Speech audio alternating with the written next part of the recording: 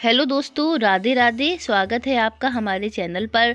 आज के वीडियो में हम जानेंगे कि संक्रांति से तुलसी जी की मांग भरने का नियम कैसे ले सकते हैं, यानी तुलसी जी को सिंदूर लगाने का नियम हम कैसे लेते हैं और इसको हम पूरे साल कैसे निभाते हैं, और फिर 1 साल के बाद इस नियम का हम उद्यापन कैसे करते हैं।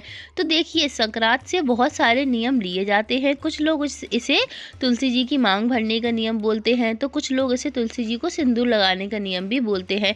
तो चलिए जानते हैं कि तुलसी जी की मांग या सिंदूर लगाने का नियम हम कैसे लेते हैं। तो देखिए, संक्रांति के दिन सुबह सुबह जल्दी उठकर स्नान कर लें। स्नान करने के बाद यदि आपने पहले से कोई नियम लिया है तो पहले उसका उद्यापन कर दें, क्योंकि एक नियम जो पहले से लिया होता है उसका उद्यापन करने के बाद ही हम दूसरा नियम लेते हैं। तो सबसे पहले हम उद्यापन कर देंगे, उसके बाद हम तुलसी जी के गमले की साफ़ सफाई कर लेंगे, यानी कि तुलसी जी की हम पूजा भी कर लेंगे जैसे कि हम रोज़ाना पूजा करते हैं। और उसके बाद हम सबसे पहले तुलसी जी को जल सींचेंगे। तो तुलसी जी में जल हमें उतना ही सींचना है जितनी हमें ज़रूरत है। और उसके बाद जल सींचने के बाद अगर आप यहाँ पर शालिग्राम भगवान की पूजा करते हैं तो उनको भी आप यहाँ पर जल से स्नान करा सकते हैं। जल चढ़ाने के बाद हम तुलसी जी का तिलक करेंगे और तुलसी जी के सामने हम दिया जोड़ेंगे। तो आप चाहें तो यहाँ पर तिल के तेल का या घी का दिया जला सकते हैं। वैसे मकर संक्रांति पर तिल के तेल का बहुत ज़्यादा महत्व होता है, तो आप चाहें तो यहाँ पर तिल के तेल का भी दिया जला सकते हैं। फ्रेंड्स, उसके बाद हमें क्या करना है कि हमें सिंदूर चढ़ाना है। तो कोई भी आप नई डिब्बी सिंदूर की ले सकते हैं, यानी कि नई सिंदूरदानी आप लेंगे और उसमें से सूखा सिंदूर लेकर आप तुलसी जी को समर्पित करेंगे।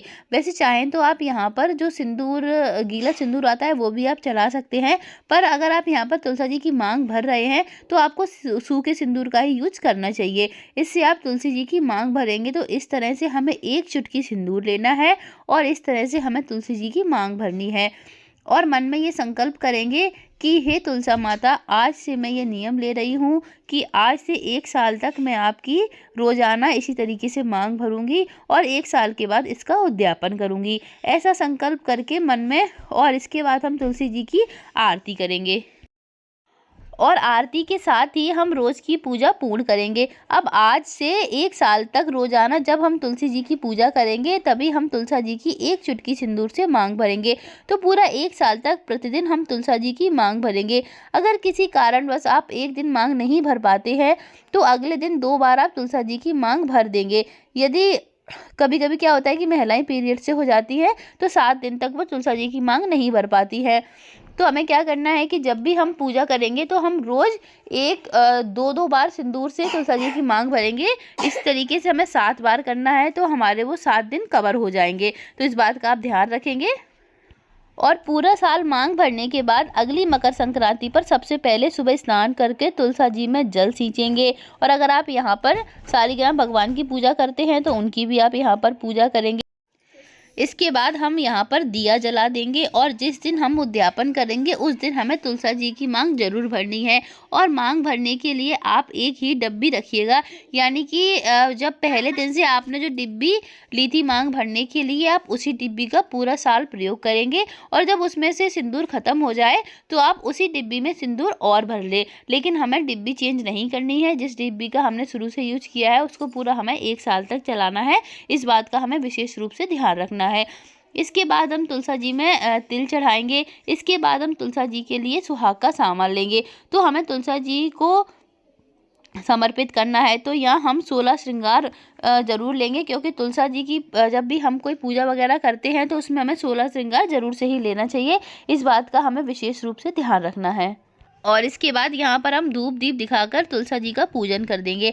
अब हम देख लेते हैं कि हमें उद्यापन के लिए तुलसा जी को समर्पित करने के लिए किन किन चीज़ों की ज़रूरत पड़ती है।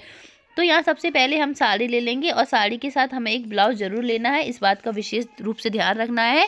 अगर आपकी साड़ी में ब्लाउज नहीं है तो ही आप ब्लाउज लें, अगर साड़ी के अंदर ब्लाउज है तो आप ब्लाउज ना लें। आप यहाँ पर चाहे तो सलवार सूट भी ले सकते हैं, रुमाल ले सकते हैं, मोजे ले सकते हैं, जितना बन पड़े उतना आप यहाँ पर ले सकते हैं।